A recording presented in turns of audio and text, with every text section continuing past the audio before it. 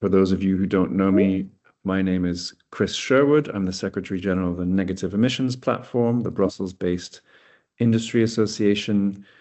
And we have a lineup of people today who will take you through different aspects of what happened at COP.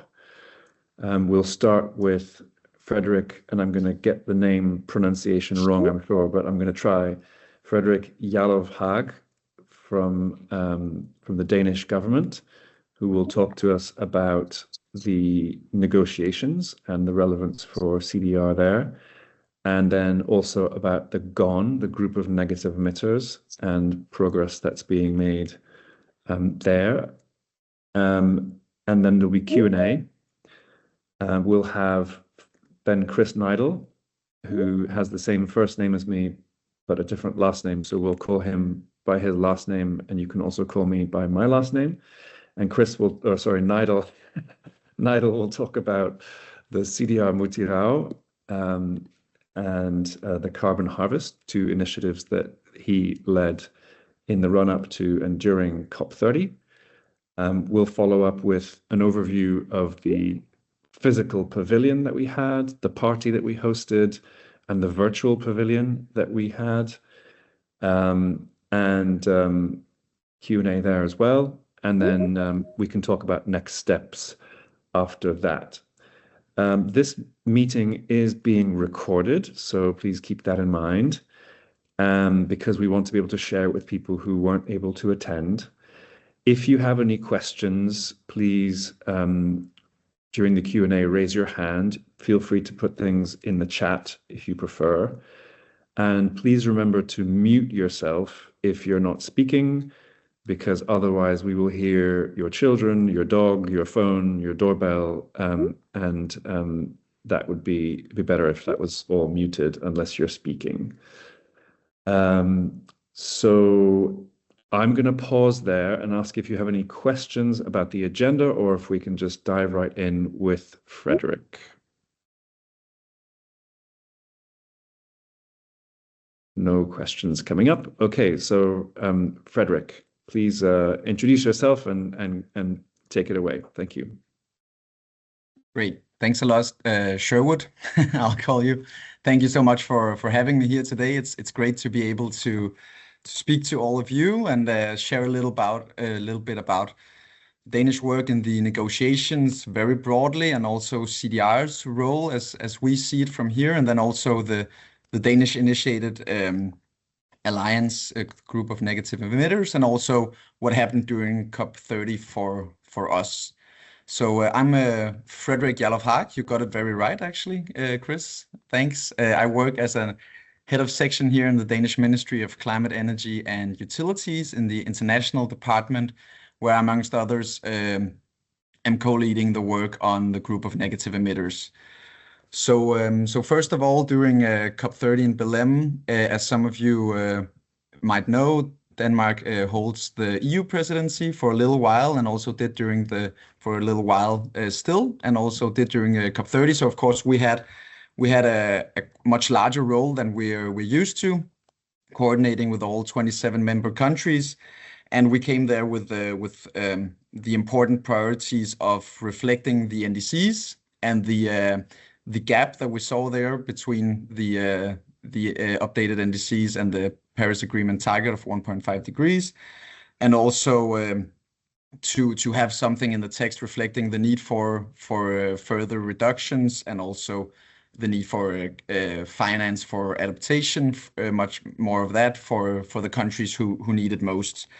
Overall, the negotiations were difficult, but it ended up with an agreement, which I think was a testimony to that this multilateral COP process still has quite some significance, and is the place to find solutions together, even though it might be quite tricky sometimes. Yes. Yeah. Sorry, Nick. Nick, if you could mute yourself, Nick. Thank you. As for CDR, in the broad pictures in the negotiations room, it didn't have a very big role, but when that is said, we saw it play a much larger role than we've seen at at previous COPs in the not least in the ambition or in the action agenda. Of course, also brought very much forward by Nigel and his work, which Gon has also been a part of. We saw more and more people speak about it, and also the group of negative emitters having more and more traction there. And as we see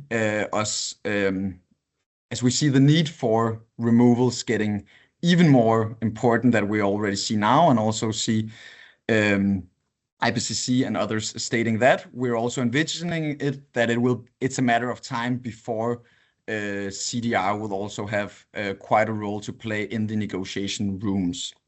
So maybe that leads over to putting some words on the group of negative emitters and our work there. Back at COP28, the Danish government announced the group of negative emitters as an alliance for governments, national governments, to try to bring forward both the ambition of negative emissions and of course also the tools, both nature-based and technical, to achieve these. We saw already then, both with a Danish national target of having 110% emissions reductions in 2050, but of course also from IPCC and others, that there is now a very much agreed upon, at least in the scientific area, need for CDR, and there was a need to also bring this into the national governments where it was lacking as we saw it. So what we are hoping to do is to bring together, of course, national governments. We now consist of 8 countries, Denmark, Finland, Panama, Sweden, Ethiopia, Kenya, Suriname, and the Netherlands. And we hope to broaden that group and also broaden it on multi-levels. So at COP30, at our event there, we started a cooperation with the City CDR, consisting of 20 cities, also acknowledging the big role that both cities and also states play here. So what we hope to do is be a forum to coordinate this advocacy for CDR in governments, cities, states, etc., and also being able to push for ambition in countries that don't have them yet, and to be able to exchange knowledge and assistance in this field on which ways to go. For many governments, at least I can say from our side, this is quite new, and I think for Denmark less so than many other countries, but it is a field that is still under exploration, which ways to go policy-wise. So it is something that is really needed, where we link countries, cities, states to each other, but also very much link it to a lot of the people and organizations who have quite a lot of expertise there, and of course also to the industry, which we are dependent on to also create a lot of the solutions that we need. So our hope for Ghana and what we're trying to do so far is to be that forum and to create that. And we've seen quite a lot of traction, which we are of course very happy about, and more collaboration partners in this field. So as we move forward and also see that we think it will play an even bigger role in COP31, and also maybe already then, or at least at some point also very much could play an important part in the negotiations. We also hope that Ghana can be a forum to push from outside of the negotiations room into the negotiations on the importance for CDR and getting reflections on that in negotiated text. So I think maybe that was a brief overview from my side, to also leave some time for any questions there might be. Thanks. Thanks a lot, Frederick.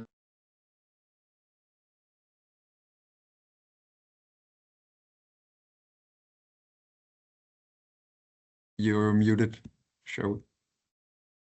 I am schoolboy error. Okay, I'd like to abuse my privilege. Thank you for that, and ask you the first question before handing it over to everyone else. But the GON group is today. You mentioned 8 countries, but I think you also mentioned when we were in Berlin that there's a lot of interest for other countries to join. Is there a place online where one can see a list of those countries? Is there like a website or page where GON kind of lives or not? Thanks, Chris. Very relevant question. And that is definitely one of the downsides with our work so far, that we haven't been very successful in creating an, you could say, online presence. For now, it is very much us in the Danish Ministry of Climate, Energy and Utilities who drive the work. But we're also working on establishing a secretariat for GON, which of course levitate the work that we do, and also, of course, give much more resources to it. And one of those things would also be, presence with websites and other things. So for now, very much the point of contact is me and my colleagues in the ministry, which I'm very happy to share, that you can contact us directly, and we're working on getting a stronger presence also in other ways. Great, thank you. Anyone else have a question for Frederick? Yeah, just a follow-up question to Chris's point. Is this open to provincial level governments, or it's only you're only looking at national governments at this stage? Because we in this part of the world, we work very closely with the provincial government in the Philippines, and we do see a lot of traction when we deal with the much smaller government entity, and they've been our partners for the longest time. And yeah, I was just curious to know whether there is any room for provincial government levels to come in. Thanks. Also very relevant question. We started with having a quite focused sole focus on the national governments, which was quite natural because that's what we are ourselves. But we are very, very keen on also having more members from all other levels. As mentioned, we have started a collaboration with cities at COP30, and we're very open to also having more states on board. We see these other players as very important, where a lot of solutions can also be made, and a lot of inspiration for national governments can also be made through these, you could say, smaller levels of governments. So very open to that also. I see there's a question from Asitava. Yeah, I put it in the chat also, Frederick. Asitava here from Kriya, India. So my question was, what is the process of GON approaching other countries beyond the 8 that you already have?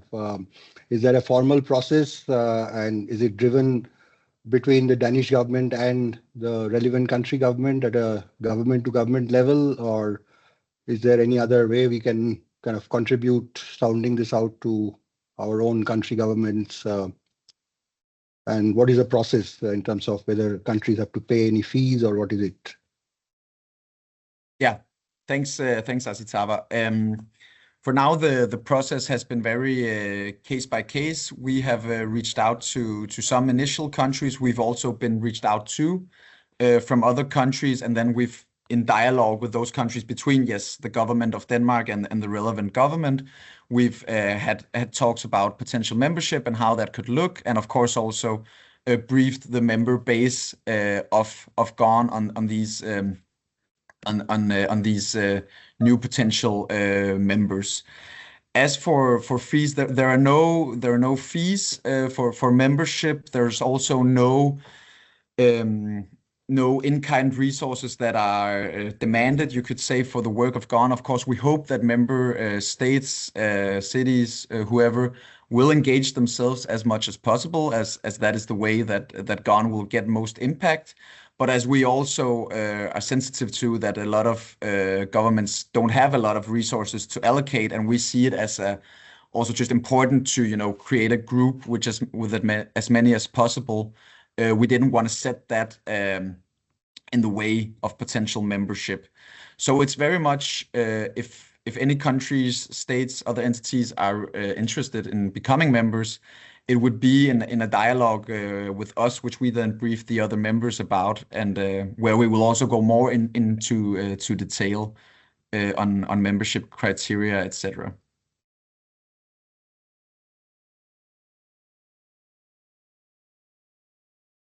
Thank you. Any other questions for Frederick? David. Thanks, Chris. It's David Frank from Microsoft, and Frederick, thanks for your time and the update. So much appreciated.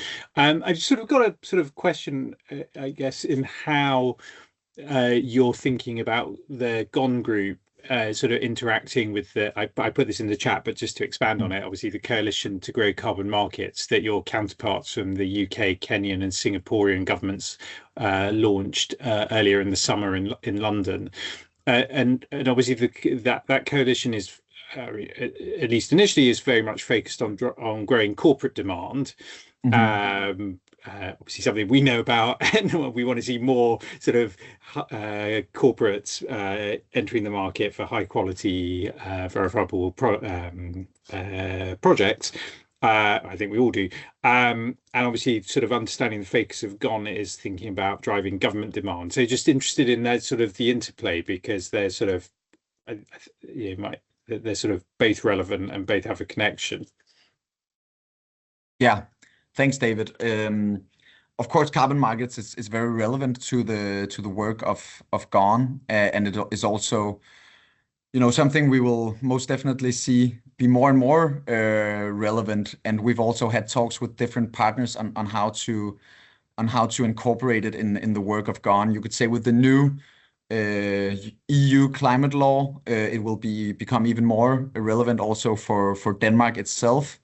We also politically have to find out exactly where we stand on it, but I think definitely GON should play a role in being a forum for discussions about government demand and how to do that best possible.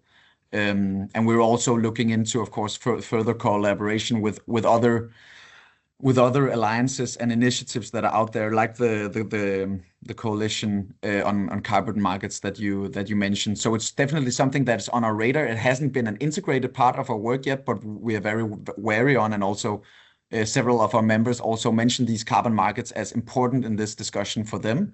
So it will be a theme of the work of GON in one way or another, but it's not fully developed. Thank you. I want to move on, but let's have one more question from Nigel, and then we'll move on to actually Nigel's presentation on CDR Mutirao and the carbon harvest. Go ahead. Yeah, it's a good segue. I just wanted to follow up on the last question there from David.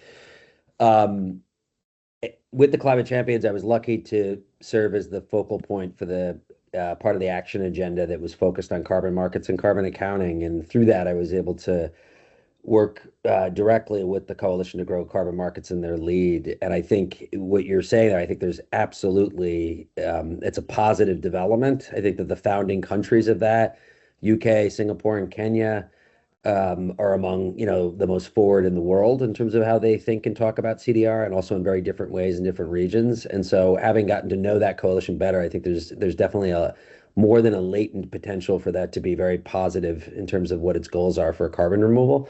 But I do want to add, too, that two other developments did happen during the COP that are equally significant to carbon removals and carbon markets. That was the AAA6 Alliance that was launched. Unfortunately, their event was canceled because of the fire.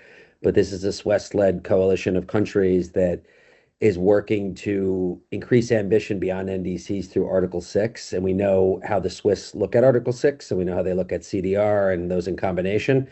And in their public information about it, they specifically list this is an important development for carbon dioxide removal. So that is potentially really, really important. And then the Brazilians, who also, although it's not as well known, I think, to a lot of folks prior to COP, are very sophisticated in their orientation towards carbon dioxide removal. It's in their climate law, and they're looking to support it in a number of ways. They led the launch of the Open Coalition for Compliance Carbon Markets with 12 other countries. I was at the high-level ministerial for that. And that is to work with other countries to harmonize how compliance carbon markets work so that they're all sort of kind of cut from the same cloth, they're interoperable. And having gotten to know the Brazilians quite well, they are very, very serious about carbon removals as well. So I would say on the carbon market side, between the Coalition to Grow Carbon Markets, the Open Coalition, and AAA6.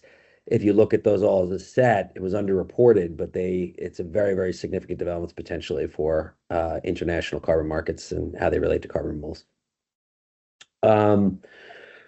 So with that, I'll just go right in. First, I just do want to, really give, the flowers to Sherwood and the team here for really doing just an excellent job in swimming uphill or walking uphill, swimming upstream to get this pavilion done. And having had it been done, you really saw those kind of intangible benefits that it really brought to everything that we do. I mean, the thousands of people that walk by that pavilion, the hundreds that stopped. I myself exchanged cards, made relationships with people who just happened by it that I am, able to act on. So it was absolutely the right call, and it didn't happen automatically. So really, hats off to the NEP team and everybody on this call who really contributed, because it was materially made a difference for what we're trying to do here. So thanks, guys. And the other one I would say is GONE.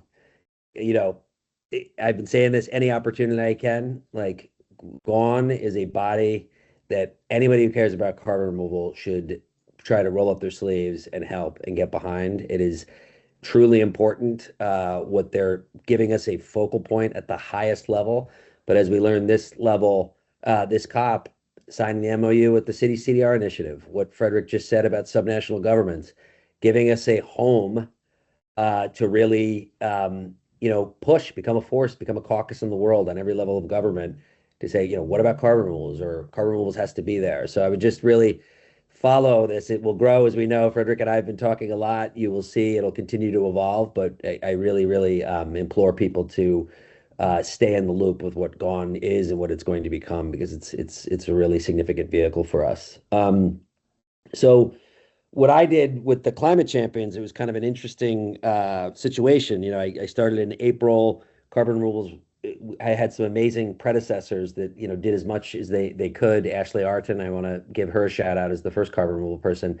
But it doesn't have a lot of standing in the action agenda, because it's not like explicitly really talked about in any significant way in key documents like the global stock take or, the Paris Agreement itself. So a lot of the action agenda, which this was a very action agenda heavy COP, the things we just talked about came out of the action agenda, not out of negotiations.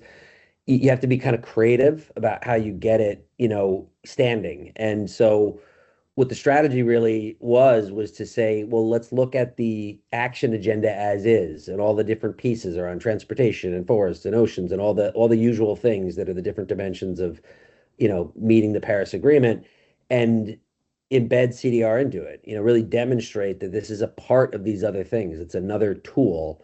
And I think the big backdrop that helped give wind to it this year, that allowed us to get into the action agenda, which I'll describe briefly in a second, was not only all the work that we've been doing to just finally kind of, enculturate it into the conversation, but the looming 1.5C overshoot, just is a real sharp, turn of the corner in terms of how people really look at this. And so, me and Frederick were on a call earlier this morning where usually we have to approach people with this sort of litany or preamble of qualifications about, okay, no, don't worry, carbon removal, it's not this, it's not this.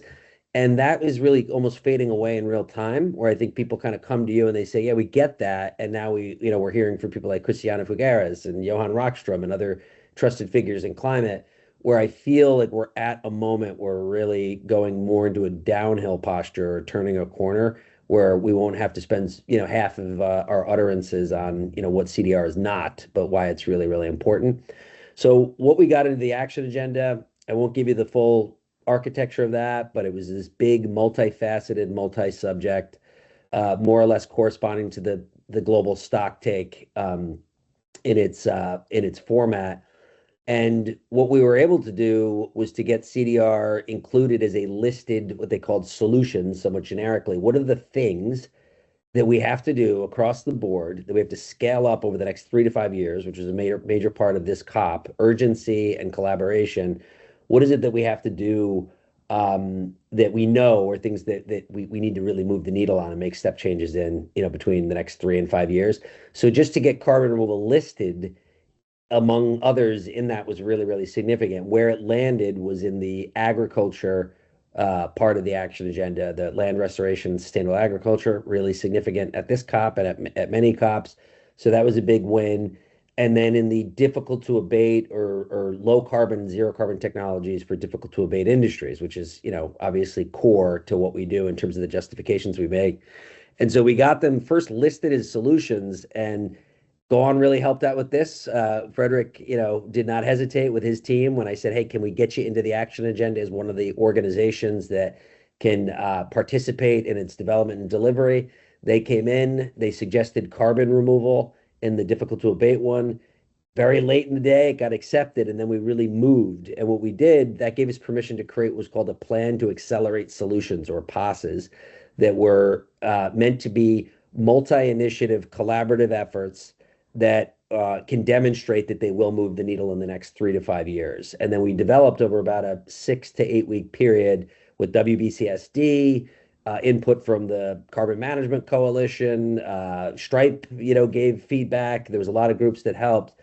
And the idea would be said, well, let's take the spirit of this COP, which was about Mutirao, which is the word they used, which is countries coming together and doing more together, more than the sum of their parts to move. And then the other one is that urgent time frame. So he said, how can we sort of miniaturize that spirit and apply it to carbon removal for the goal, fundamentally, of getting carbon removal for the first time ever into an action agenda, so we're at the adult table, and then put us in a position where every year now there's an expectation that we can build. We can report against that and get attention on it and create sort of a center of gravity at the highest level.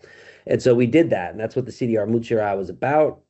What it does, it will sort of still tweaking the dials a little bit in terms of exactly what the target will be. But we think that the key thing is that we need to stop just looking at the amazingly important IPCC scientific reports, which have been telling us for years that we have to do this, but they're aimed at 2050 and 2000 to really animate and drive home that this is something we have to do now in order to have any hope of reaching those targets.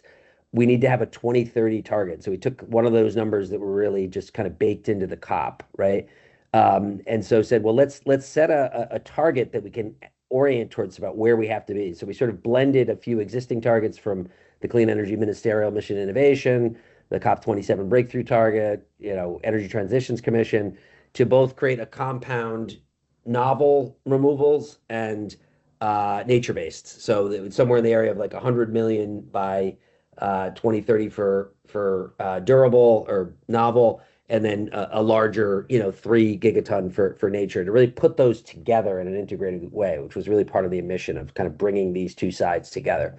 And then the other part is around the Mutirao, which is, as we've seen in so many other areas of tech and industry and within our own sphere of climate, there has to be a lot less actors acting alone. And this is why GONE is significant on the policy side, but for businesses that really need to integrate CDR either into their operations, into their net zero targets, rather than them kind of talking alone and venturing around in the darkness. We need to create spaces or fora in which people can come in from governments, from businesses, and from industries to be led on a structured kind of curricula or journey about, well, what can I do? What are appropriate targets for me?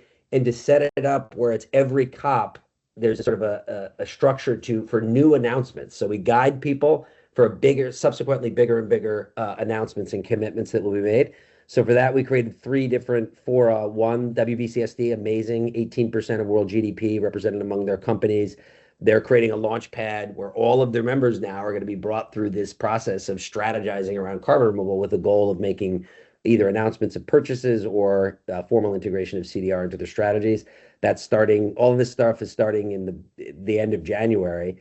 The next fora is one that's convened by GONE, which is focused on policy. So policymakers can come into a place, we'll look for assistance from NEP and from Carbon Gap and from other NGOs that have a lot of expertise in policy, so that we can accelerate the rate at which they learn and do and feel comfortable. And then the third one is one we're still looking for an apex organization, but we have many interested parties, which is focused on incumbent industries that have the capabilities to do CDR, mining, concrete, cement, data centers, et cetera, that they can also learn and broker arrangements with suppliers to start doing CDR. So those are the three buckets for it.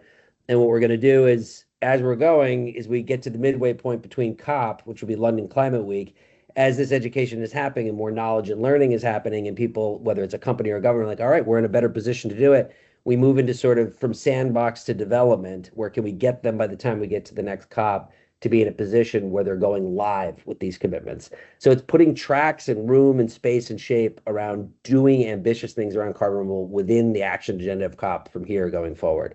The second one I'll just mention real quickly, Sherwood, is we can call each other Chris because we know who we're talking about, but is the Global Carbon Harvest Coalition, which was just, to me, one of the most amazing things I've ever worked on, that happened so fast. And this is specifically focused on accelerating first methodological approval and then real investment in ag-based forms of CDR, namely, specifically named, are biochar, ERW, and soil organic carbon, and to get nations together that have high potential to that, where they jointly develop a common research program and more investment. We got funding for it too. I can't announce the funder, but it's fully funded. Where what it was Brazil that kicked off, which really leads a lot in this, and then Kenya joined and India joined. And thanks to the work of Asitava Sen, who you heard from, really worked his butt off on the India side to get them to come into it. And so they will be ramping up a lot of it using the Brazilian model to close the evidence gaps and to jointly work together on MRV in conversation with the ministries that are responsible for determining methodological approval for local ETSs, and hopefully participation from the Paris Agreement crediting mechanism, so that we're doing this research so it directly corresponds to the information that needs to be ascertained in order to get methodological approval for all of these across the board. And then one last thing I'll mention on that is that X Prize is our partner on it as well, and they're doing an embedded prize around ag-based MRV as a way of accelerating, progress on that and creating real incentives for existing practitioners and new ones. And the jury for that will be representatives from ministries and hopefully from PACM. So it's like they're actually selecting methods that they think are appropriate, that give it, real possibility to get methodological approval. But once we do this, you can see where this becomes a policy sharing. This becomes a Article 6 sort of space for brokering deals between different actors. And so that is starting immediately. We have our first meeting on that with the funder next week. And CGIAR, which is one of the most esteemed, high-impact agricultural research institutions in the world, is the convener of that. We got them to come in and be the one that is basically the coordinator of it, with technical advisory support from scientists at Cascade, 4 per 1,000 initiative in the Cornell Atkinson Center. So that's just amazing. And that really, June, that kicked off, and everything really, really came in, particularly with the funding. So all of this to say is we have a great foundation to immediately build on, where we're not going to go backwards. We're now inside the building and we're at the table. And that is a real phase change. And when you factor all of the other things around carbon removal become less of a dirty word and now something that people acknowledge is needed, I expect we're going to really pop now this year as we aim forward. So hopefully that wasn't too much or too little, but that's a summary of how I see things.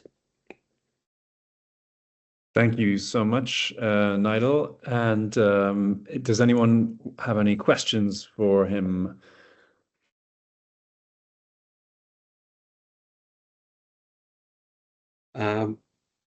Yeah, just a quick one, Chris. Thanks a lot for that. Really appreciate it.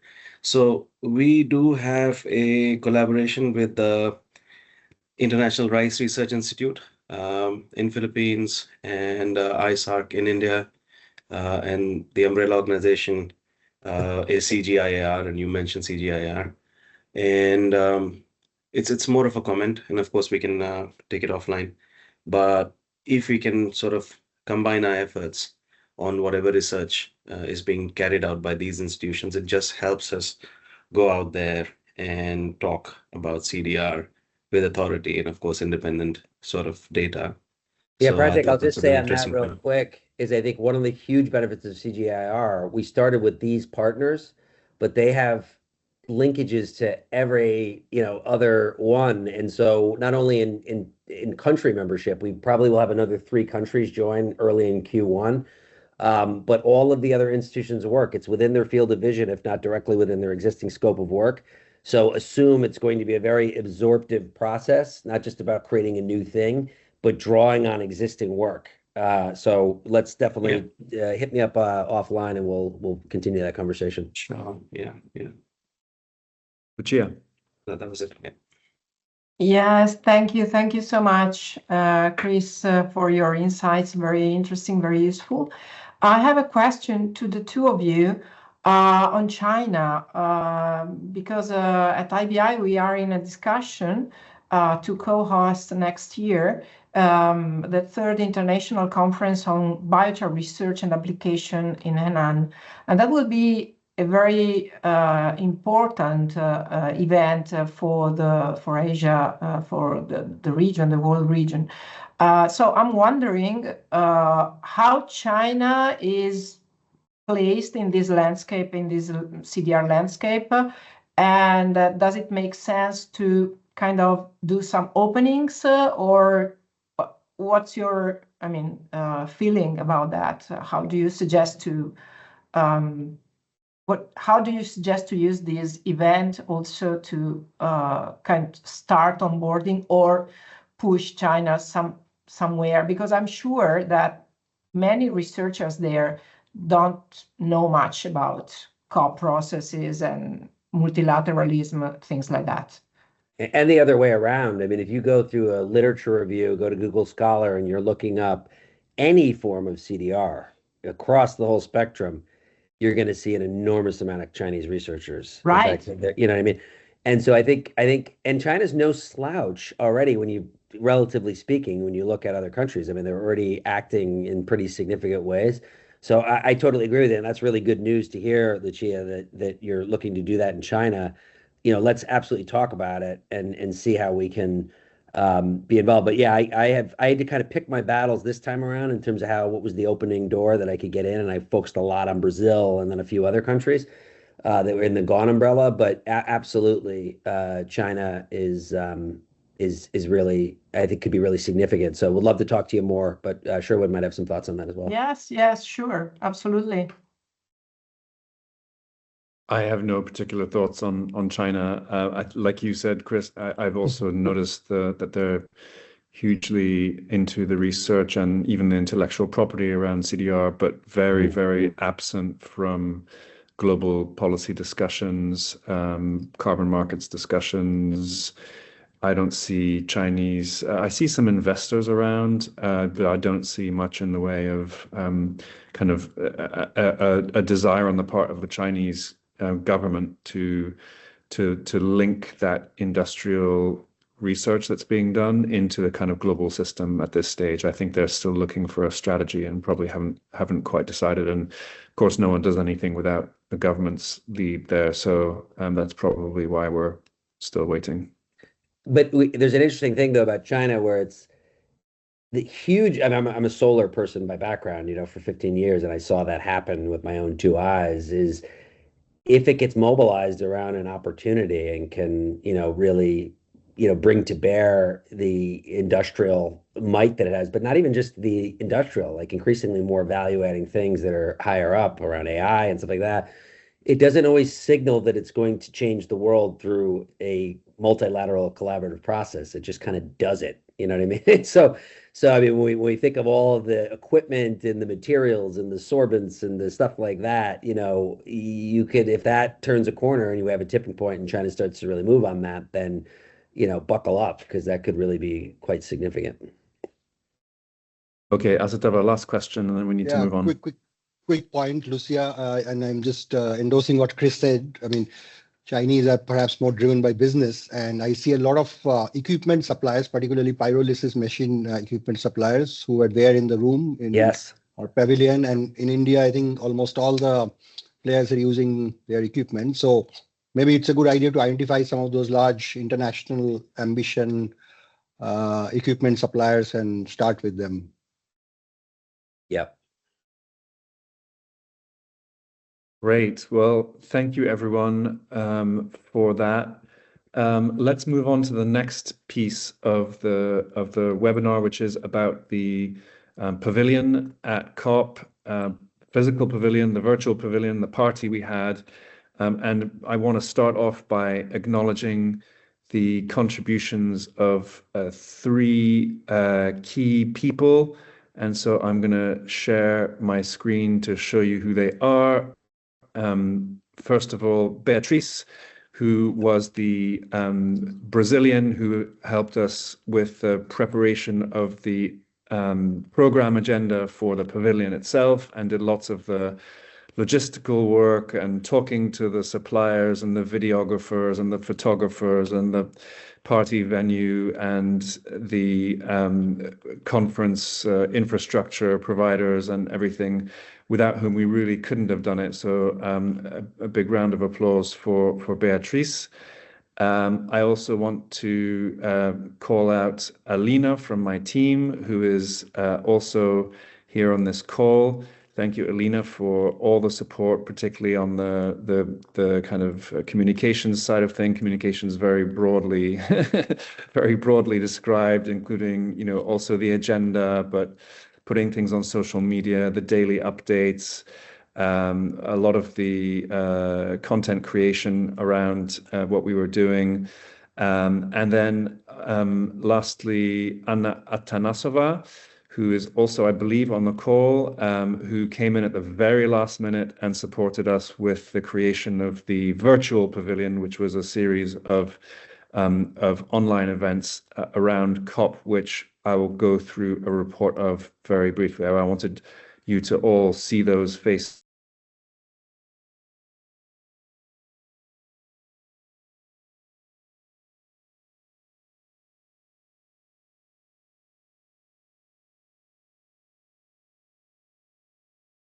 He got interrupted, right? Yeah, I think he's frozen, although deserving of a long virtual applause for all of those people, but I think Chris might be frozen. Let's see here. Send him a message on WhatsApp. Although I bet you Alina and Beatrice are already sending him a message on WhatsApp. Yeah, but he knows he's frozen. Okay, so hopefully he'll get off in a sec. Alina and Beatrice, while we wait for that, did you guys just want to share a little bit? I mean, I guess Chris just said it, but like this was like kind of a marvel to watch you and Maria and other people just like doing this first of kind thing in a weird operating environment. You know, didn't know if you guys wanted to just, you know, quickly give your impressions while we wait for Chris. Want to go first, Sure. Alina? Yeah, please go Sure. ahead. I can briefly start. It was great to see so much CDR programming. I mean, I've never been to previous COPs, but it was great to have a home for CDR for everyone to get together and to point people outside of the CDR bubble to our pavilion.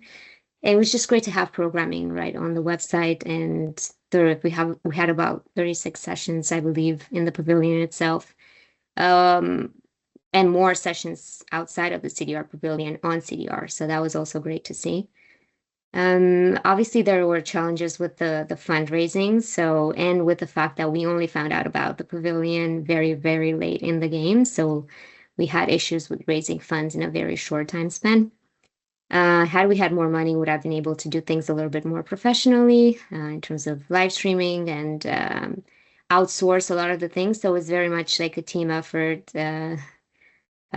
We got nerdy, I'm not sure how to put it, and we did pretty much everything from the actual coordination of the sessions, also in terms of content and dissemination, to getting water, and hopefully next year it's going to be a bit different. Right, Alina? The water was, I mean, the environment there, those first 2 days, oh my God, it was brutal. Yeah, it got better in the end, but yeah. I'm back. We were just, Chris, giving Alina and Beatrice just a quick chance to give their just quick impressions, and Alina just gave hers. But Great. Thank you for that. So I just wanted to acknowledge the contributions of those three people, also those who went before them. So Ben Todd, who started off the process of managing this project, followed by Marloes Tyrrell, Ben went off to paternity leave. Marloes joined a CDR company with a permanent job. So they were also instrumental in this, and also all the members of the steering group and other parts of the coalition who really contributed hugely. I'm just quickly going to share my screen with you to take you through some materials, which hopefully will help you. So I'm going to go into slideshow mode here. We developed a brand for the pavilion. It was called CDR30. I think probably we should probably keep that as a project name. So CDR31, for example, but the brand of the pavilion probably ought to be something a bit more simple, like removals or carbon removals or something like that, because a lot of people found that a bit confusing. We did a lot of sessions, approximately doubled the amount of content that was being produced at COP around carbon removals. We looked at other pavilions. There were about 9 other pavilions where carbon removals was discussed at some point during the 2 weeks. But without us, it would have been about half of the content. We did a lot of sessions about explainers about carbon removals. Those were quite poorly attended, frankly. But we did some sessions that were extremely well attended, where it was standing room only and people were spilling out into the hallway. Also quite well attended were sessions on biochar, so a very strong level of interest in biochar. We had a side event, which had 120 people in a glass building in the botanical gardens on the banks of the river in the evening, with amazing lighting, fantastic music, wonderful drinks and food, and really, frankly, was phenomenal. We had event wrap done by Baba Brinkman, who listened to our conversations over the course of a few days, and sort of improvised CDR themed rap, which was really, really fun. But it was just this extraordinary party, an extraordinary venue, and I think it's an important part of creating a brand in the COP community, that we are a sub-community here which does cool things, and whether that's a party or the technologies, and we want to develop a reputation for that. Here's a great picture of the pavilion, empty. You can see we have a super graphic on the wall there. That pulled in so many people. So many people came in and started looking at the technologies on the wall and asking questions about those. We faced the challenges that are listed there. I won't go through them one by one, but those are things which we've already been brainstorming ideas for how to fix. Our pavilion was one of the smaller pavilions. There were very few that were smaller than ours, of 50 square meters. It was the sort of standard minimum size. And there were lots of bigger, fancier pavilions, which had more interesting structures and better decorations, etc. But we were quite proud of ours. Yeah, so here are some of the ideas we have for how the pavilion could be better next year. But I also want to pull out some of the benefits. Maybe I'll go back a slide. Some of the benefits of the pavilion. So I think there were 3 key areas where the pavilion added extraordinary value. So first of all, as I said, it doubled the amount of programming on CDR at COP. So it just elevated the amount of times that people were likely to bump into some kind of CDR event. Secondly, it was a home from which the CDR community could radiate. So people came and they left their bags and their laptops in the storage room, which you can see at the back on the right. The office was there. We had people from, CEOs from CDR companies doing investor calls from the office in the back there.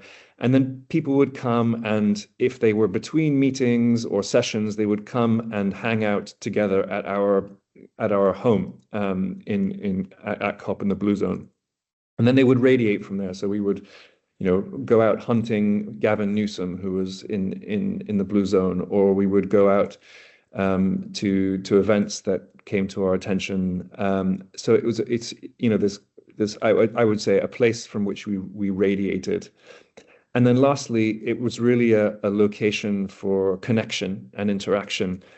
People who came by spontaneously, who just didn't know what CDR was, who were interested by the graphics, who thought that we looked like nice people and wanted to talk. It was also a place where we were able to create connections with other pavilions. So we were able to go to the science, the Planetary Science Pavilion or the NDC Partnership Pavilion or the Nordic Pavilion and say, hello, we are from the CDR Pavilion. Are you doing any programming on CDR? If you are, could you mention the CDR Pavilion when you do that? We will mention your programming, so etc. So we just created links with these other communities, which were, I think, really, really powerful. Yeah, so that is the physical pavilion and the party, which were all the things that we did at COP in Belém. And I just want to next take you through the report that Anna provided on the virtual pavilion. If you just give me a moment to pull that up. I'm going to do that right now. And Anna's on the call right now, and Beatrice, Alina, and Anna can answer any questions that you have. But here is Anna's report. So 10 sessions hosted, many different speakers, quite a lot of attendees, and a lot of impressions. A lot of the sessions were extremely popular. Again, biochar, very, very high level of interest in biochar. Lots of different parts of the world engaged. About 100 people in the best attended sessions, only 7 for some of the least attended. Plenty of recommendations that Anna has for what we can do bigger and better next year. And I just want to say that this first of all was a kind of an effort to recreate what was done by the Rethinking Removals team for the virtual pavilion that they did at COP27 and 28. And I think we should continue to do that next time. But what Anna did was came in at the very last moment and saved the day, because we had someone in the team who unfortunately just effectively disappeared. So we were at very short notice, we're able to pull this together thanks to Anna's support. So I will pause there and offer you the chance to ask me and also to ask Beatrice and Alina and Anna any questions you have about the physical pavilion, the party, and the virtual pavilion.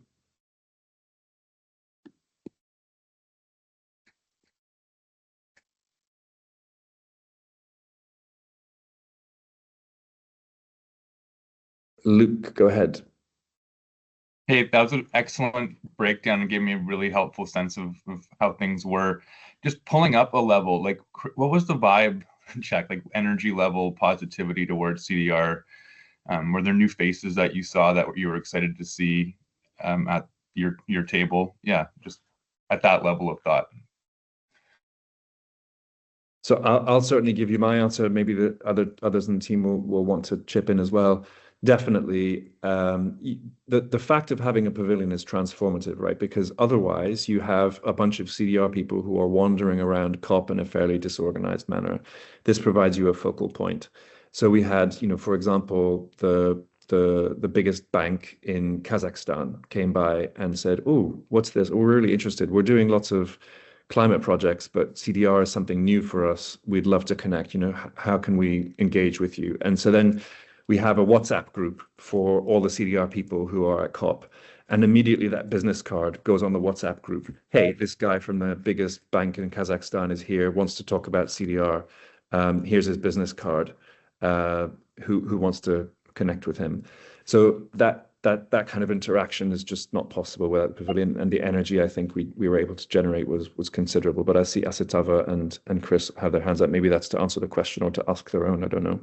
Chris, I'll just add to what you said directly. Just if is that phenomena happened multiple times. Like I made a high level contact to the senior climate advisor to the president of Papua New Guinea, which is a really significant story. It's not a small island state, but it is equally. And I think Asitava, she was at your event to learn about biochar, and then I talked to her, and now we're talking about COP31, and and I think everybody probably has those stories, but a lot of people came by. A guy from Lego came by. They're fascinating. Keep your eye on them in terms of what they're going to do with CDR. So what Chris just explained probably happened to everybody who spent some time around the pavilion. It was really effective. Sorry, Asitava, go ahead, buddy. No, absolutely. Just no questions. Just wanted to say that of all the things that Chris, you said, all of them are important. But as a participant for the first time, I felt that the biggest contribution was that the CDR community came together strongly from different countries, from different stakeholder groups, from different backgrounds because of the pavilion.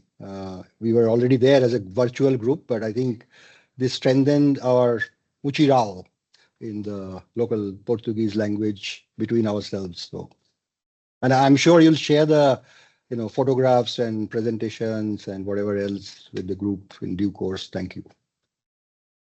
Yes, I think Alina is preparing various kind of materials that will be shared with the community. There's lots and lots and lots of video and lots of photographs, and so I think you'll see plenty of stuff come out. Samin. Hey, Chris, nice to hear that you guys had a good event there at the COP. I wanted to know if there's any sort of takeaways for tech CDR. You mentioned biochar, but any sort of overview that you got for tech-related CDR engineered removals for that matter? Thanks. I mean, there was interest across the board. I think biochar was particular interest because of the kind of the fact that it's semi-nature based, that it's big in Brazil or potentially big in Brazil.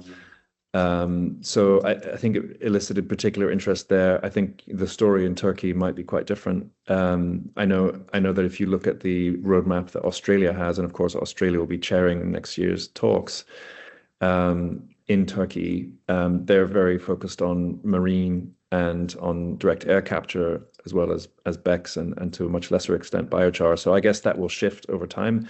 I don't really have a sort of a particular story to tell you about tech-based in general, but we spoke to people who had interests in all the different pathways. Yeah, I would say Brazil was hugely significant, or biochar rather, but ERW had a major breakout. I would say partially because of that, but because you had awesome companies like Teradot and Implanet. A lot of talk about BECCS from the Brazilians as well as from the GCCA, the Concrete and Cement Association. They are really serious about doing BECCS. And then you did hear about direct air capture. I think Singapore, I picked up a little bit on that a bit, but I think it was really reflected the home that we were in and the kind of traction that those solutions would get. But I think we could build on it, particularly ocean CDR. I think absolutely we should really aim towards for next year, big time. If I can just complement on point, is that I think there's 2 points that are very important: the co-benefits. So we started understanding what are the co-benefits, and that included BECCS as well. A lot of times, direct air capture is understood as no co-benefits. And the other point is transparency. So I think these 2 points were, I mean, I didn't put it on the PowerPoint, but it was throughout COP points that were very, very important and talked about in the sessions. I want to thank you, Beatrice. I want to respect people's time. And of course, I'll be available here to carry on answering questions, but I'm going to try and wrap things up for those who have to go in 1 minute's time or now, and say that, we would be very open at the Negative Emissions Platform to providing the same kind of leadership that we did this year for next year. I think it would be great if we could have another CDR pavilion next year. And to that end, I propose to convene the whole CDR community or anyone who's interested in for a call in December to discuss what the plan could be for next year. There should be a steering group which is created and which then moves forward with the planning starting early next year, including how we finance the thing, etc. But for now, I think that's, for those of you who need to go, I think you'll hear from us about that. I see Lucia had her hand up as well, but I'm happy to carry on the call until people all disappear. I had one last question, Chris. Sorry, I know it's people have spent a lot of time. Just a quick question: was there any discussion around skill sets and then the labor that is available to scale up CDR? Was there any such discussion at all? That wasn't a big theme, to be honest. I don't recall any big discussions. There was some of that in the discussions I heard on ocean CDR. There was some in enhanced weathering. But it was kind of tangential. It was part of the discussion on a particular pathway. It was not a kind of as a theme in itself. Right. So for those who are interested, I mean, again, we'll take it offline. We've done some work with central universities and Department of Education in Philippines. We've managed to successfully include CDR and biochar in bachelor's and master's course. So by 2030, we'll have potentially 1,000 graduates who will have had first-hand experience in CDR, especially biochar. So would be interested in sharing this with the group, and then because this is going to be a big challenge in our view. The carbon management challenge, Pratik, a lot focused on the tech side in carbon management more generally, but they created their new academy, which is like 14 different universities around the world that are focused on skill development as well as knowledge sharing. So I can connect you with them if you want to hit me up. I do have to jump. Got some Thanksgiving stuff. Thank you. See you guys. Thank you, Nelon. Bye. So I'm still here if anyone wants to carry on talking. Please feel free to raise your hand and ask a question. Angel, you're on mute. Yeah, we are also in this Christmas thing, so apologies for my sweater. The question that I also asked in the chat is also out of interest. Who were your neighbors, and it's also if there are potential collaboration also for future COPs, if you can steer who are next to, because also sometimes if you have a really important player next to you, people will spill out through that. But I'm not sure if it's something that on the organizing, something that you can ask to be next to people, or if there are collaboration in the future with CDR with other things that you can also, steer that kind of distribution of the map. So that was explicitly banned by the organizers this year. They refused to tell us anything about where we were located. The map was kept completely secret until literally like a couple of days before COP. And they did not take any requests for being located near other pavilions. I think it was a little bit excessive. We ended up next door to the UK's Renewable Energy Association on one side and the Renewable Energy Hub on the other side, or a Renewable Energy Action Hub or something on the other side. So we were very much in it. Sorry? It was IRENA, right? IRENA. Yeah. International Renewable Energy. And then we were across the street, as it were, from the business pavilion, which I think is run by WBCSD, if I'm not mistaken. Women Business Coalition. By Women Business, yeah. Gavin Newsom spoke there. So we had people, it was very crowded across the street for a while. And then the other diagonally across was a youth pavilion where there were lots of dynamic events with youth that spilled over into us as well. But I agree with you. It's useful to build those relationships with other pavilions, and ideally you get someone next to you who's aligned somehow.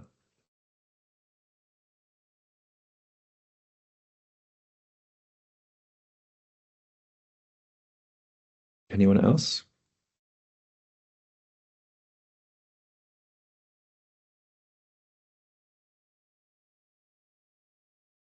I see Ines from the CCSA there.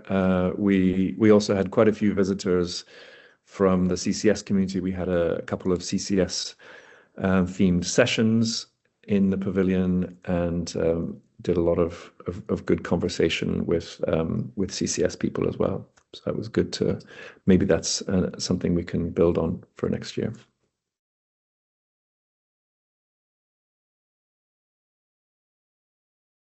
I guess that's probably it. I don't see anyone else raising their hands, but thank you all for attending, and I look forward to engaging with you on next year's COP. Bye-bye. Bye. Thank you. Thank you. Bye.